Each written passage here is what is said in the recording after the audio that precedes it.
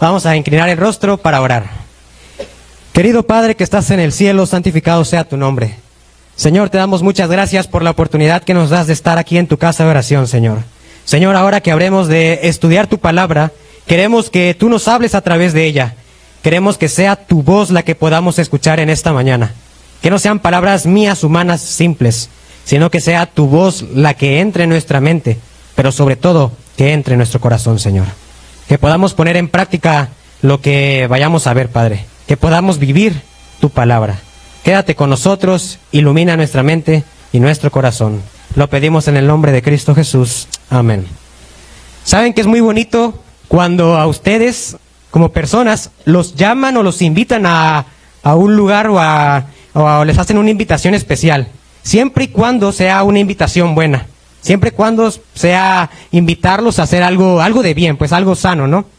Yo recuerdo que cuando yo estaba en la preparatoria, en el bachillerato, aquí le dicen el high school, ¿no? Yo recuerdo que cuando estaba en la escuela, a mí me gustaba jugar, o me gusta jugar fútbol, pero yo la verdad pues no era muy habilidoso para ese deporte, pero me gustaba. Y recuerdo que con mis compañeros de clase del salón, se pusieron de acuerdo, todos nos pusimos de acuerdo, y empezamos a ponernos de acuerdo para hacer un equipo de fútbol en la escuela. Así que recuerdo que claramente los dos mejores jugadores de mi salón, pues ellos se pusieron en una esquinita y empezaron a voltear a ver al montón de chicos. Ahí estaba yo con otros, ¿qué será? 20, 30 muchachos, ¿no? Y todos así emocionados, ojalá me escojan, ojalá me escojan. Y los dos mejores allá, apartaditos, haciendo el equipo, haciendo la plantilla. ¿Saben que empezaron a llamar al primero? Fulanito de tal, Juanito, ven para acá. No, pues Juanito se levantaba bien feliz, ¿no? Lo llamaron. Y nosotros todavía, los otros 30, ahí estábamos, pues, a ver si nos llaman. Hasta que de frente por ahí dicen mi nombre, Fernando. Y yo me sentí bien, yo me sentí especial, yo me sentí muy bien, porque a pesar de que yo en mi mente no era muy habilidoso, pues me invitaron a participar en su equipo. Y es algo, cuando te llaman o te invitan a un lugar, siempre es algo muy maravilloso. Vamos al vayamos juntos en el Evangelio de Mateo. Mateo capítulo 4. Saben que en el pasado hubo llamados, muchos llamados. Vamos a leer en el capítulo 4, versículo 18. Capítulo 4, versículo 18. Hubo alguien que llamó a unas personas porque tenía para estas personas un propósito muy especial. Mateo capítulo 4, versículo 18 dice de la siguiente manera. Le doy lectura y ustedes pueden seguir con su vista. Andando Jesús junto al mar de Galilea, vio a dos hermanos, Simón llamado Pedro y Andrés su hermano, que echaba la red en el mar porque eran pescadores. Vamos a leer hasta el 19. Y les dijo, venid en pos de mí y os haré pescadores de hombre. Vamos a leer hasta el 22. Versículo 20 dice, entonces, dejando al instante las redes, le siguieron. Pasando de allí, vio a otros dos hermanos, Jacobo, hijo de Zebedeo, y Juan, su hermano, en la barca con Zebedeo, que era su padre, que remendaban sus redes, y los llamó. Y ellos, dejando al instante la barca y a su padre, les siguieron. En el pasado, cuando Jesús estuvo en esta tierra iniciando su ministerio, llamó a unas personas muy especiales, a unas personas para darles una tarea, para darles una invitación. Tengo una imagen que quisiera que me apoyaran allá en cabina, para que podamos entender un poquito el contexto. Saben que estos hombres, a los que llamó Jesús, pues eran hombres pescadores, hombres que se dedicaban a la pesca, hombres que trabajaban, tenían que sacar dinero de la pesca. Yo no sé si algunos de ustedes ha tenido la oportunidad de ir a pescar alguna vez. ¿Alguna vez sí? Por ahí alguien, yo creo que por aquí pescan mucho, ¿no? En lo personal, una vez tuve la oportunidad de ir a pescar, creo que se los conté la vez pasada, ¿no? Que batallamos mucho para pescar peces. Y esa vez casi nomás pescamos uno y tuvimos que comprar porque ya no pues no salió la pesca como queríamos. Pero imagínense, estos hombres a quienes llamó Jesús eran hombres que se dedicaban a pescar. Ese era su trabajo, ese era su oficio, ese era el medio por el cual ellos obtenían dinero para llevar y a darle alimento a sus familias.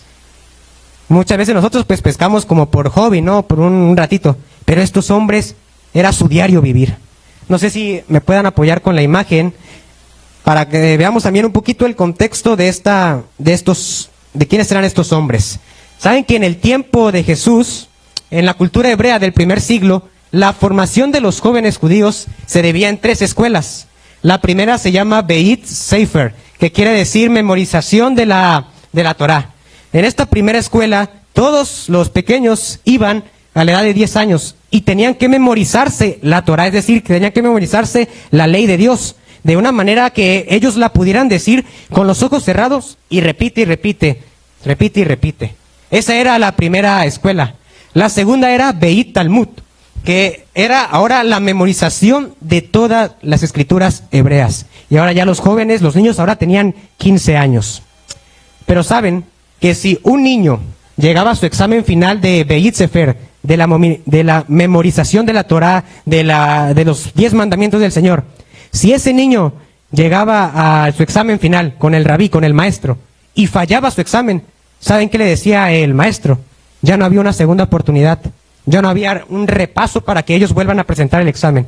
Simple y sencillamente el maestro les decía, bueno, pues no pasaste tu examen, no puedes continuar, regrésate allá con tus padres a seguir en la carpintería, a seguir en la pescadería, a seguir ahí en la sastrería, a seguir ahí en su oficio, ya no puedes seguir estudiando. Y así pasaba también con la segunda escuela, en Beit Talmud. Si fallaban diciendo toda la escritura hebrea, los regresaban a sus casas. Y el otro es Beit Mistrat, que es cuando pasaban las 2 anteriores y ahora ellos ya eran aspirantes a ser rabinos, ya eran aspirantes a ser maestros. Pero saben que en el tiempo de Jesús muy probablemente los apóstoles, los discípulos, pues no habrán pasado habrán pasado por esta escuela, pero no les fue bien, se tuvieron que dedicar a su oficio, con lo que se dedicaban sus papás, la pescadería, ¿no? En el caso de Pedro. ¿Saben también por qué los judíos en el tiempo de Cristo Jesús, todos los rabinos le tenían a Jesús, siempre estaban en su contra? Porque cuando Jesús estuvo en esta tierra, así como acabamos de ver, llamó a estos pescadores para que fueran sus discípulos, para que fueran sus seguidores. Vamos a ver la siguiente por favor. Vamos a ver la definición de lo que significaba discípulos en aquel tiempo, en aquel primer siglo. Dice que el término entre griegos y judíos era una persona comprometida a seguir a un gran líder, imitando su vida y transmitiendo sus enseñanzas. Cuando estos niños que desde pequeños empezaban a estudiar la Torá, empezaron a estudiar las escrituras hebreas y se convertían ahora en rabinos, eran discípulos de una persona. Y entonces el término discípulo se refiere a una persona que está comprometida a seguir a un gran líder, imitando su vida y transmitiendo sus enseñanzas. Es lo que tú y yo tenemos que hacer. Cuando Jesús estuvo en esta tierra, adoptó ahora el término discípulos para referirse a nosotros. Lo que tú y yo tenemos que hacer es imitar a nuestro gran maestro Cristo Jesús. Tenemos que seguirle a Él es nuestro gran líder, imitar su vida y transmitir con otros sus enseñanzas. Así que vemos que Jesús, cuando estuvo en esta tierra, llamó a unos simples pescadores que no tenían mucho conocimiento de las escrituras, que quizás no eran expertos en estos temas, pero el Señor vio algo especial en ellos. El Señor tenía un propósito para ellos. Saben que también en el pasado Dios llamó a muchos hombres. Ustedes recuerdan al pequeño pastorcito David, cuidando ovejas, su rebaño, cuidando las ovejas de su padre. El Señor tenía un propósito para él. Otro hombre que fue llamado fue Mateo, que era un cobrador de impuestos. Moisés, cuando cuidaba el rebaño de su suegro. Y Moisés fue un gran líder para el pueblo. Gedeón fue llamado por un ángel mientras trillaba trigo en un lagar. Sabes que todos estos personajes tienen una cosa en común, y es que todos ellos tenían un propósito especial para Dios. Y el Señor tiene un propósito especial para ti. No importa si no te sientes capaz, no importa si no te sientes con todas las cualidades. El Señor está viendo algo en ti que quizás incluso tú todavía no estás viendo. Pero lo que tenemos que hacer es aceptar el llamado. Saben que yo me pongo a pensar en Pedro y en estos hombres que eran pescadores. Estos hombres pudieron rechazar la invitación de Jesús. Estos hombres tenían muchos argumentos para no ir con Jesús. Oye Jesús, este es mi trabajo, a esto me dedico. Si me voy contigo, ¿de dónde voy a sacar dinero para mi familia? Pudieron poner excusas, bastantes excusas, pero ellos fueron. Y la palabra de Dios es clara cuando dice, dejando las redes al instante, al momento, decidieron seguirle. Decidieron seguir al Maestro Cristo Jesús. Todos ellos tenían un propósito especial, así como David, que fue un gran rey, así como Moisés, que fue un gran líder para liberar al pueblo. Y saben, ellos no fueron perfectos. Ellos no fueron hombres que no cometieron ningún error en su vida. David tuvo errores, pero saben que a pesar de eso, él se supo levantar. El enemigo se hubiera querido, y David se hubiera querido, con ese error que cometió, se hubiera hundido. Porque eso es lo que quiere el enemigo de Dios, que cuando tú cometas un error, piensas que ya no hay nada que te pueda salvar, y te hundas en la culpa. David cometió errores, pero supo reconocer su error. Y es lo que tú y yo tenemos que hacer. Si fallamos en algo, reconocer de corazón, decirle, Señor, pues estoy luchando en esto, pero reconozco que tú tienes el poder de ayudarme. Reconocer es lo que necesitamos. Vamos al libro de Juan. Juan capítulo 15. Vamos a leer el versículo 16. Hoy alguien nos está llamando. Una invitación muy especial.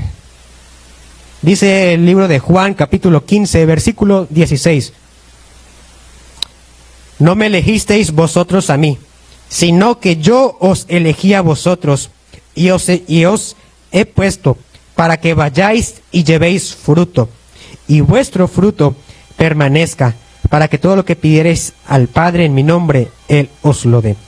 Dice el Señor, no me elegisteis vosotros a mí, sino que yo os elegí a vosotros. A mí me encanta la parte que dice que nos puso para que vayamos y llevemos fruto, y para que el fruto que nosotros vayamos a llevar no solamente entre por un oído y salga por el otro, sino que ese fruto que es la palabra de Dios permanezca. ¿Y en dónde va a permanecer?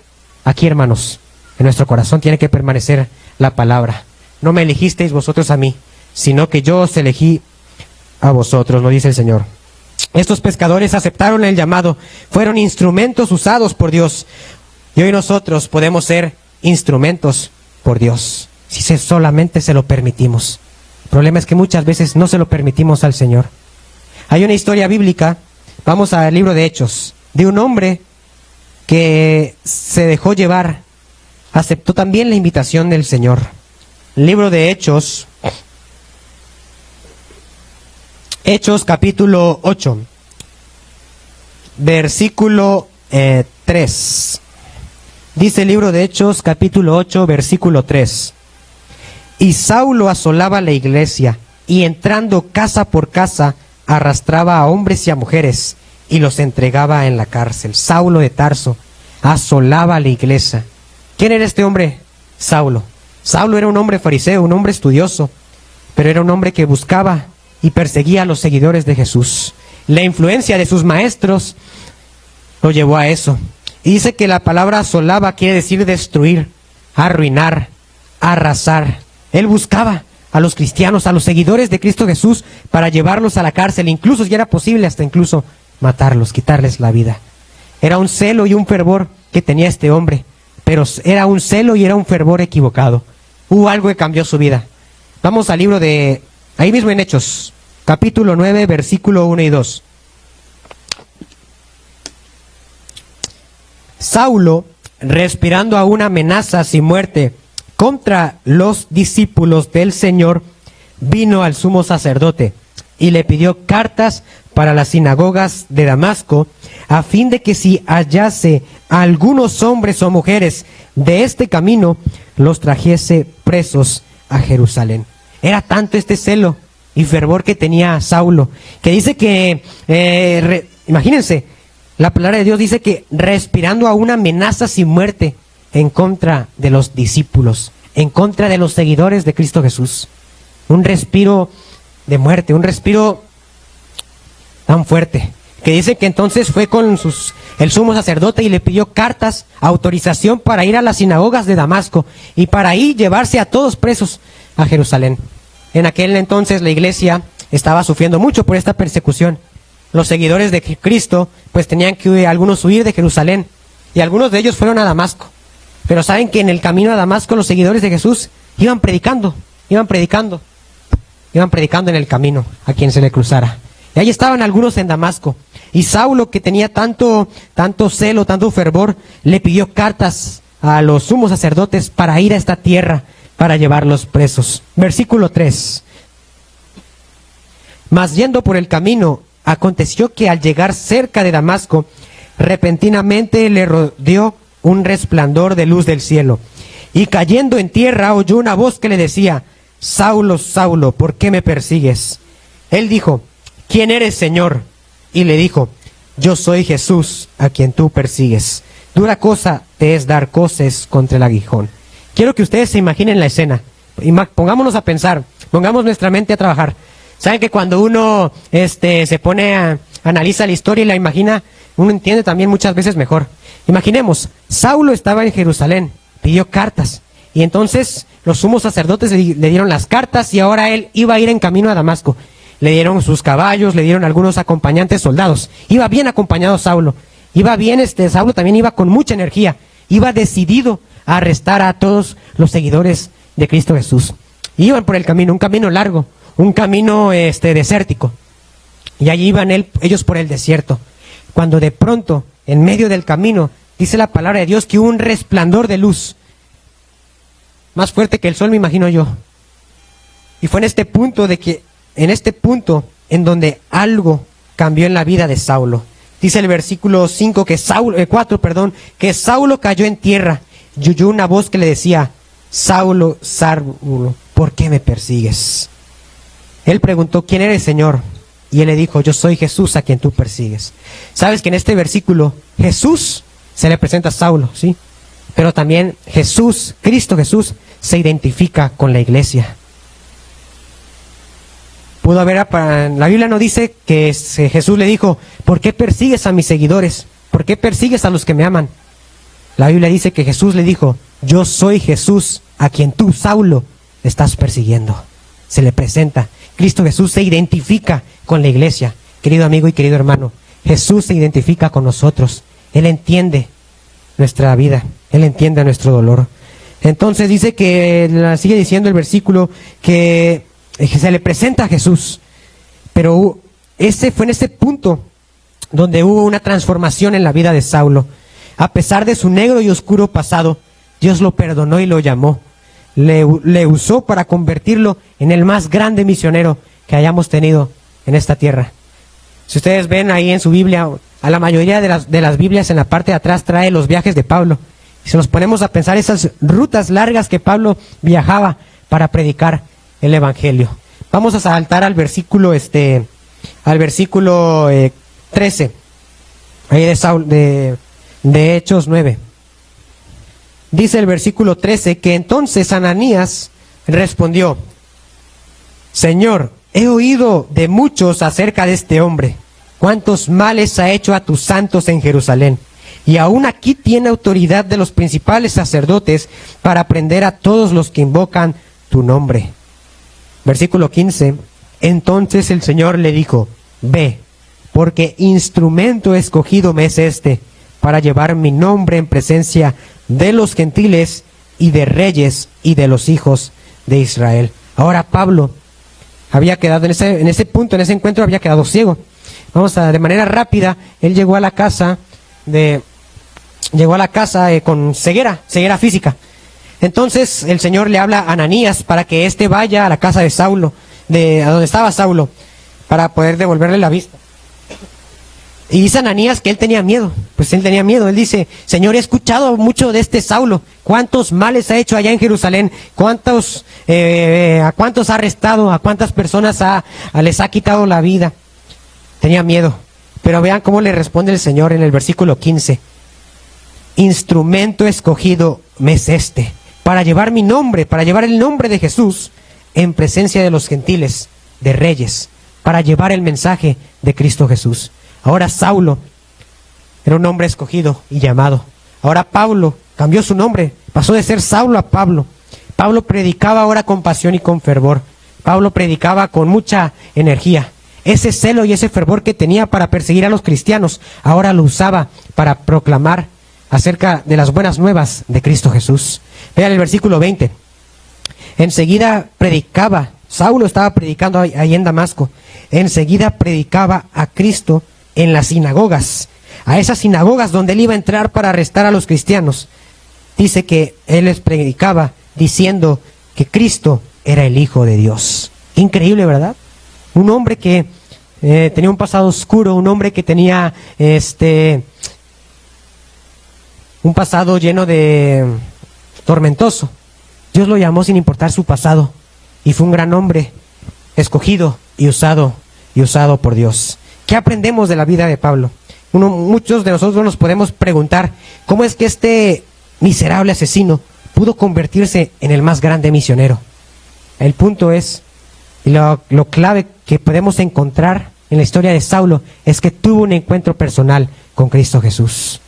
Yo puedo sacar unas lecciones de la vida de Saulo, y es que así como Dios usó el fervor y el celo de Saulo, Dios puede usarnos a nosotros con nuestras cualidades, con nuestros talentos. Él nos puede usar para compartir su mensaje. Pero sabes que si tú piensas que no tienes, si tú no sientes esa pasión, ese deseo por servir a Dios, para cumplir su misión, puede ser que aún, quizás, todavía no hayas tenido un encuentro personal con Cristo Jesús. Saulo lo tuvo. Saulo tuvo ese encuentro con Cristo. Si no sientes ese deseo, ese amor, esa pasión por Cristo, probablemente todavía no hayas tenido un encuentro personal con Él. Quizás tú te preguntes, bueno, ¿cómo me encuentro con Él? Si no lo puedo ver, ¿no? Si no está aquí físicamente. Ustedes lo saben muy bien. A través de su palabra, a través de la oración. Nosotros a través de la oración le hablamos a Él. Él a través de su palabra nos habla. Y hay que tener una comunicación diaria con Dios para tener un encuentro personal cada día con Él.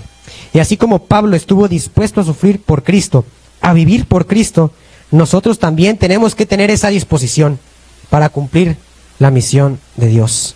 Saben que Pablo, durante mucho tiempo, todo el tiempo que él vivió, él se dejó guiar por el Espíritu Santo. Él se dejó guiar por el Espíritu de Dios para llevar las buenas nuevas de salvación. Sin la intervención del Espíritu Santo, la obra de la evangelización sería en vano. Saben que el Espíritu Santo es nuestro más fiel acompañante. Sin Él no podríamos hacer muchas cosas. Vean, vamos al libro de Hechos. Hechos capítulo 13. Versículo 2. Dice de la siguiente manera: ministrando estos al Señor y ayudando, dijo el Espíritu Santo: apartadme a Bernabé y a Saulo para la obra que los he llamado. Sin el Espíritu Santo, los misioneros, las personas, tú y yo, no seríamos llamados. Hechos 1:8, un versículo muy conocido. Dice: pero recibiréis poder cuando haya venido sobre vosotros el Espíritu Santo, y me seréis testigos en Jerusalén, en Judea, en Samaria y hasta lo último de la tierra. Sin el Espíritu Santo no seríamos tú y yo empoderados. Y una cosa más que no podríamos hacer sin el Espíritu Santo. Hechos 8:29. Hechos 8:29. Y el Espíritu dijo a Felipe: acércate y júntate a ese carro. Ustedes conocen esta historia muy bien, ¿no? La de Felipe y el etíope. Cómo el Espíritu Santo hizo que tanto Felipe y el etíope tuvieran un encuentro para que este hombre etíope pudiera ser salvado. Este hombre etíope tenía muchas dudas, pero a través del Espíritu Santo que llamó a Felipe, sus dudas fueron aclaradas. Y es que sin el Espíritu Santo no habría encuentros salvadores. Lo que tenemos que hacer tú y yo es permitir que el Espíritu Santo obre en nuestra vida. Muchas veces nosotros nada más que queremos poner solamente de nuestra parte y dejamos de lado a Dios, cuando no debe ser así. De nuestra parte, y Dios pone su parte, ahora van a haber muchos encuentros salvadores por Cristo Jesús. Saben que el libro de Hechos narra muchas intervenciones del Espíritu. De hecho, el libro de Hechos se llama Hechos de los Apóstoles, pero podría llamarse también muy bien Hechos del Espíritu Santo. El Espíritu Santo siempre tiene que estar presente para que tú y yo podamos ser salvos y para que tú y yo podamos cumplir la misión. Saben que Dios siempre ha tenido un pueblo para la misión. Siempre ha tenido un pueblo para la misión. Vamos al libro de Éxodo. Éxodo capítulo 19. Versículo 6.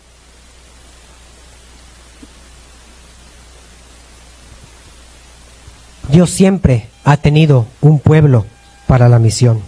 Y vosotros me seréis un reino de sacerdotes y gente santa. Estas son las palabras que dirás a los hijos de Israel. Estas palabras fueron de Dios para el pueblo de Israel en el Antiguo Testamento. Y vean en Segunda de Pedro, también un versículo muy conocido. Segunda de Pedro, capítulo 2, versículo 9. Mas vosotros sois linaje escogido, real sacerdocio, nación santa, pueblo adquirido por Dios, para que anunciéis las virtudes de aquel que os llamó de las tinieblas a su luz admirable. En el Antiguo Testamento Dios tuvo un pueblo. En el Nuevo Testamento Dios tuvo un pueblo y hoy Dios tiene un pueblo para cumplir la misión. Estas palabras que fueron para otras personas en el pasado son palabras para ti, para mí, en el presente. Son palabras para nosotros. ¿Saben que cuando la palabra de Dios menciona que Él quiere un pueblo santo, muchas veces pensamos, o humanamente siempre hemos asociado la palabra santo con perfección o con estar quietecito sin hacer nada, ¿no? Muchas veces decimos, es un santito y está ahí sentadito sin hacer nada.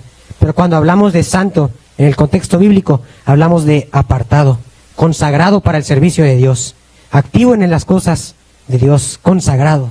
Eso es ser santo. Y es lo que el Señor quiere de ti, de mí, que seamos santos para que juntos podamos cumplir la misión. O sea, hay una frase que traje ahí también, la escuché la otra vez de un predicador, que dice de la siguiente manera, y es que el Señor tiene un propósito para nosotros. Tuvo un propósito para estos pescadores, tuvo un propósito para este asesino llamado Saulo, tiene un propósito para ti, para mí, tiene un propósito para la iglesia, para nosotros. Dice una frase que escuché de un predicador, si la leemos de manera rápida, pues te la podemos malinterpretar.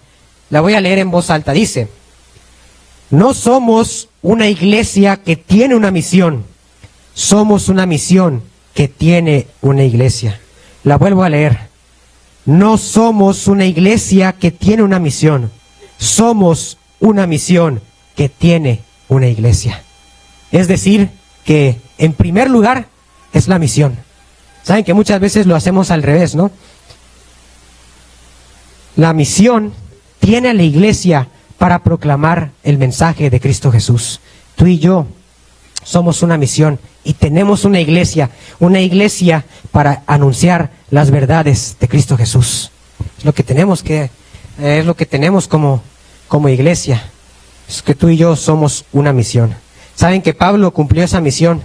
Él estuvo en esta tierra y él estuvo dispuesto a sufrir por Cristo. Tuvo un encuentro con Cristo y Cristo Jesús lo acompañó. Vamos al libro de Salmos. Salmos, capítulo 23. Pablo estuvo pasando por muchos momentos difíciles. E incluso en bastantes ocasiones probablemente, más bien sufrió muchas veces. Pero él estaba seguro que no estaba solo. El Señor estaba con él. Vean lo que dice Salmos 23:4. Aunque ande en valle de sombra de muerte, no temeré mal alguno, porque tú estarás conmigo. Tu vara y tu cayado me infundirán aliento. Aunque ande en valle de sombra y de muerte, no temeré mal alguno. Hay alguien que está con nosotros. Ese mismo Dios que estuvo con Pablo, ese mismo Dios que estuvo con los apóstoles, ese mismo Dios que estuvo con los grandes misioneros, es el mismo Dios que está contigo y conmigo. Pero tenemos que permitir que Él obre en nuestras vidas. Vamos a otro texto. En Josué. Josué 1:9. Pero vamos a leer un poquito antes, desde el 6.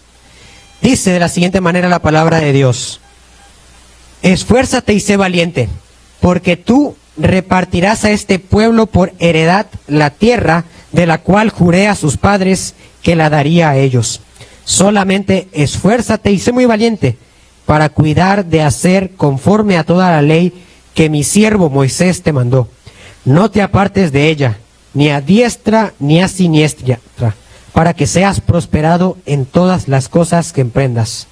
Nunca se apartará de tu boca este libro de la ley, sino que de día y de noche meditarás en él, para que guardes y hagas conforme a todo lo que en él está escrito, porque entonces harás prosperar tu camino y todo te saldrá bien. Versículo 9. Mira que te mando que te esfuerces y que seas valiente. No temas ni desmayes, porque Jehová tu Dios estará contigo donde quiera que vayas. Saben que Pablo, en medio de ese sufrimiento que pasó, él creía que Dios estaba con él. Pero saben que hay algo muy importante, y es que no solamente basta con creer.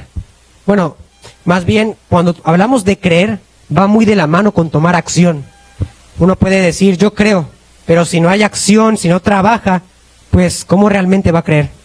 Por ejemplo, un ejemplo muy sencillo. Supongamos que hay un papá que tiene a su hijo de, ¿qué será? 5 años, pequeño. Y el niño está subido en una litera, en un lugar alto. Y el papá le dice, hijo, salta, yo te voy a agarrar, yo te voy a tomar con mis manos. Salta, ten confianza. Y el niño, pues, no tiene confianza, baja, busca a su papá y le pregunta a su papá, ¿por qué no saltaste? ¿Sí creíste en mí? Y el niño, sí, yo creí en ti. Pero ¿por qué no saltaste? Sabes que si realmente creemos, vamos a tomar acción. Vamos a dejarnos realmente guiar por Dios. Muchas veces nomás la misma palabra de Dios lo dice, no todo el que me dice Señor, Señor, va a entrar al reino de los cielos. Tenemos que creer, pero cuando hablamos de creer, también entra la obediencia. Y eso lo encontramos en la epístola de Juan, en la primera epístola de Juan, en el versículo 3, que dice, y en esto sabemos que nosotros le conocemos y guardamos sus mandamientos. El que dice, yo le conozco, y no guarda sus mandamientos, tal es mentiroso, y la verdad no está en él. Pero el que guarda su palabra, en este verdaderamente el amor de Dios se ha perfeccionado. Por esto sabemos que estamos en él. El que dice que permanece en él, debe andar como él anduvo. Tenemos que obedecer. Y es aquí donde muchas veces la verdad que no nos gusta. Nos gusta venir, sentarnos, escuchar, decir amén. Pero vemos y analizamos nuestra vida. ¿Realmente estamos haciendo las cosas bien? ¿Realmente estoy siendo obediente a la palabra de Dios? ¿Realmente estoy guardando todos sus mandatos? ¿Realmente me estoy dejando guiar por su Espíritu? ¿Realmente mi vida está siendo transformada por Cristo? En muchas iglesias, bastantes iglesias, pues allá en México, mucha gente viene, se llenan las iglesias, pero muchas personas vienen por algún interés personal, vienen por algún interés diferente. Muchos no vienen realmente porque quieren encontrarse con Dios. Ojalá podamos analizar cómo está nuestra vida. Si realmente venimos a la casa de Dios a tener un encuentro personal con Él, o solamente venimos porque nos traen, porque ya es una rutina, o por otra cosa. ¿Realmente queremos tener un encuentro con Cristo Jesús? Ese debería ser nuestro anhelo y nuestro deseo. Tener cada día un encuentro con Cristo Jesús. Un encuentro personal. Pedir de la dirección de su Santo Espíritu. Pedir de su sabiduría. Pedir que Él esté con nosotros. Pero muchas veces tenemos un corazón pero muy duro. Nos gusta escuchar, cantar, pero realmente lo hacemos quizás de labios para afuera. Que cuando cantemos sea de nuestro corazón, que cuando leamos la Biblia se sienta en nuestro corazón que realmente el Señor nos está hablando. Y cuando tú estudias, cuando tú te dejas guiar por la palabra de Dios, va a ser de bendición no solamente para ti, para los que te rodean. Los que te rodean se van a dar cuenta. Incluso tu vida va a ser transformada.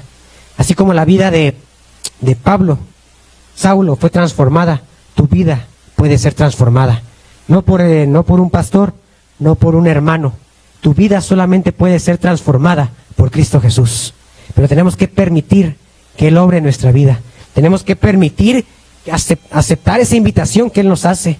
Así como llamó a estos pescadores, así como llamó a Saulo, el Señor nos está llamando a trabajar.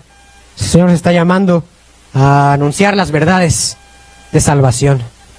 Quizás alguien diga, no, pues yo no predico, pero quizás cantas o quizás sabes cocinar muy bien. Saben que había una hermana allá en México que ella pues no podía quizás cantar, no predicaba, pero ella decía, cuando haya campaña yo voy a dar mi casa. Ella abría sus casas. Era una forma de que ella servía a Cristo. Y muchas personas iban allá, muchas visitas, y se bautizaban para honra y gloria de Cristo Jesús. Pero vean cómo Dios utilizó a esa hermana. Y aunque parezca imposible, Dios puede transformar nuestra vida. Saben que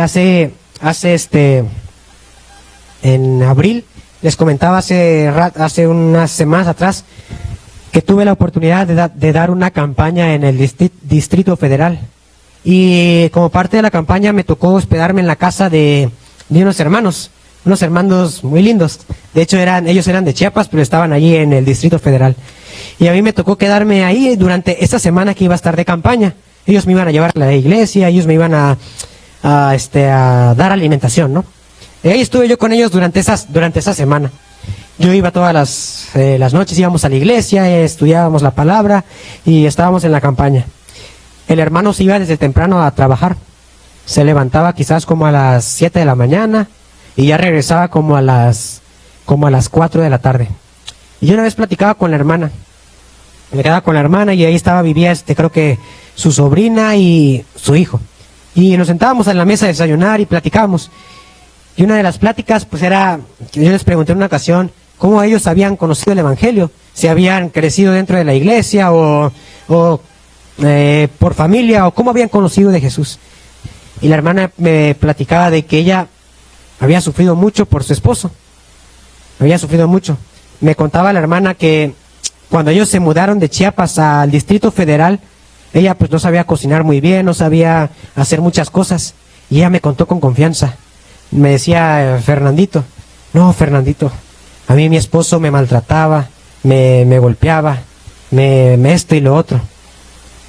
A mí me sorprendió bastante, porque yo veía al hermano, y el hermano, pues bien fiel, bien, y todo lo demás.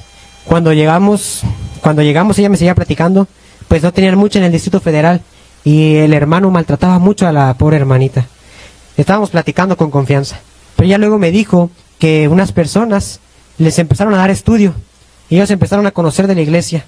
Y ella me platicaba, para no hacerles la historia larga, ella me contó muchos detalles durante ese tiempo, ¿no? Pero ella me contaba que cuando ellos entraron a la iglesia, el hermano cambió, el hermano Oscar cambió. Y yo lo veía, ahora el hermano, es un hermano muy activo en la iglesia. Tenía su biblioteca ahí en su casa, tenía muchos libros de iglesia, comentarios bíblicos, libros de esto, libros de lo otro, bastantes libros. Y tenía un diplomita, donde él en el año 2023 había llevado dado 15 estudios y los 15 se habían bautizado. Un hermano activísimo. Y yo le dije, hermana, pero es increíble, ¿no? Ella solamente me decía, fue el poder de Dios que transformó su vida, fue el poder de Dios. Y es que es increíble. Quizás tal vez, a mí me lo contó y yo lo vi. Quizás tal vez tú digas, no puede ser cierto, no creo. Pero a lo mejor quizás tú conoces a alguien así, que su vida fue transformada, o incluso tu propia vida fue transformada antes de que conocieras a Cristo.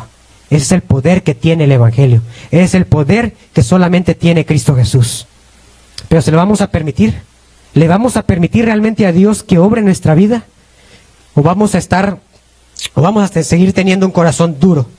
Un corazón donde venimos a la iglesia y ni siquiera venimos, a veces algunos ni vienen felices, vienen todos quizás enojados, o etcétera. Tenemos que venir con un corazón alegre, porque el Señor ha sido bueno. El Señor es bueno, ha sido bueno en el pasado, está siendo bueno ahorita y va a seguir siendo bueno en el futuro. Pero todo depende de nosotros. Él siempre va a ser bueno, pero tú y yo es que tenemos que aceptar la invitación que Él tiene para nosotros. Él nos da amor, pero muchas veces tú y yo no le devolvemos amor a Él. Si Él vino a esta tierra a sufrir por ti y por mí, muriendo, ¿por qué nosotros muchas veces no estamos dispuestos a devolverle ese amor? Incluso ni es necesario muchas veces sufrir. No nos está pidiendo nuestra vida, no nos está pidiendo a nosotros que nos clavemos en una cruz física. ¿Por qué muchas veces nosotros le negamos ese amor a Dios? Tenemos que pedirle al Señor que nos ayude a transformar nuestro corazón, sobre todo a transformar nuestro carácter, porque recuerden que nuestro carácter es lo único que vamos a llevar al cielo. En esta tierra estamos de paso, pero tenemos que pedirle a Dios que nos ayude a transformar. Si estamos sirviendo en un departamento, en un área de la iglesia, hacerlo con amor, no porque me vea un hermano, no porque me vea alguien. Muchas veces unos lo hacen nada más por querer enaltecerse y que me vean los hermanos que estoy activo. Y hay otros que están peor, aún ni siquiera por enaltecerse y verse bien delante de los hermanos. Algunos ya de plano ni eso, ni se aparecen. Si estamos sirviendo en un área de la iglesia, por más pequeña que sea, tenemos que servir con todo el corazón. Si estamos de diáconos, servir a Dios, porque el servicio es para Él.